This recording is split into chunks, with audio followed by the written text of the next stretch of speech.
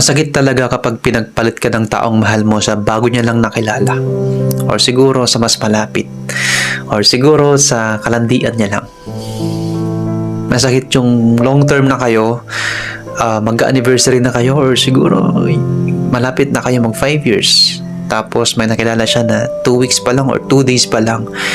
Tapos mas pinili niya yon. Siguro sa'yo di mo tanggap.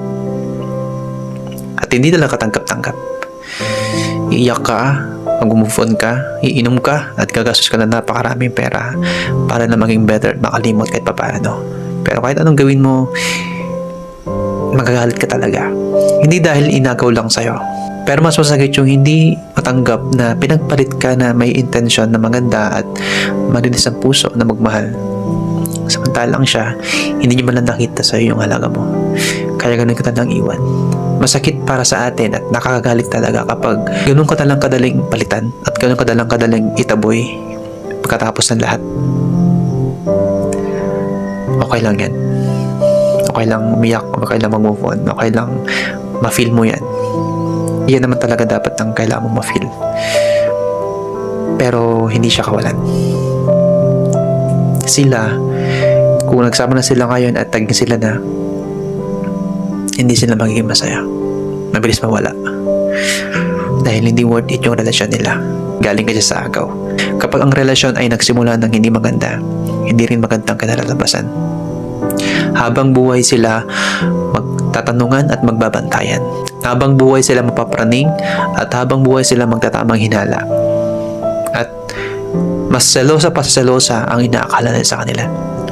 At isa pa, hindi sila magiging masaya kasi ang isipin nila baka maagaw lang din sa kanila yung taong inagaw nila sa'yo. Kaya huwag kang mangamba, okay lang yan. Kapag okay ka na, babalik yon. Kapag gumagaling na yung puso mo at nakaka-move on ka na kahit papaano, babalik sa'yo yung ex mo.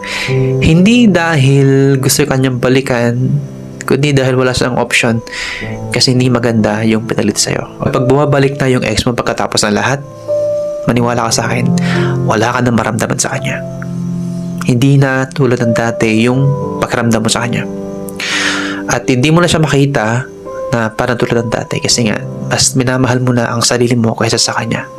Mas pinapahalagan mo na ngayon ang peace of mind mo at ang mental health mo. Kaya kung pinagpalit ka sa malapit, pinagpalit ka sa kalandian niya, at pinagpalit ka sa kakakilala niya lang, okay lang yan. Hindi yan worth it ipaglaban.